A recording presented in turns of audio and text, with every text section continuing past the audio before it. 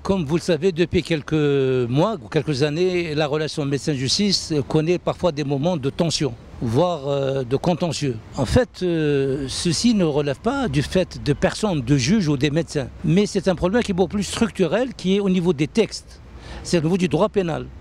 Dans ces deux composantes, le code pénal et le code de procédure pénale.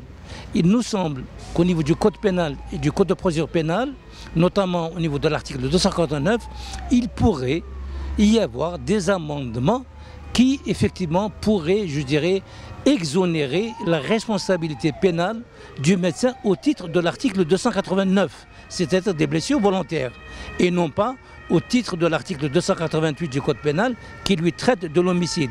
Il n'est pas question pour nous, en tant que médecins ou conseil de l'ordre, de revendiquer une quelconque impunité pénale totale concernant l'exercice médical, mais uniquement une exonération, je dirais une impunité, une exonération de la responsabilité pénale au titre de ce concernant les blessures volontaires. Parce que très souvent, les patients peuvent, à la limite, pour les mêmes préjudices, aller vers le tribunal civil et avoir une indemnisation financière.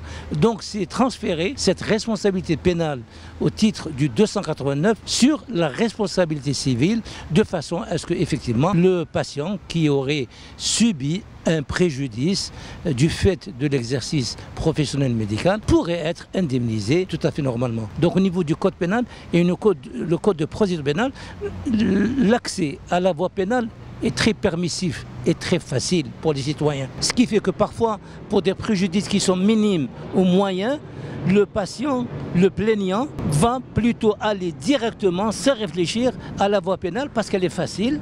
Il suffit de déposer une plainte. Ça ne coûte rien pour le plaignant puisque tous les frais sont à la charge du tribunal.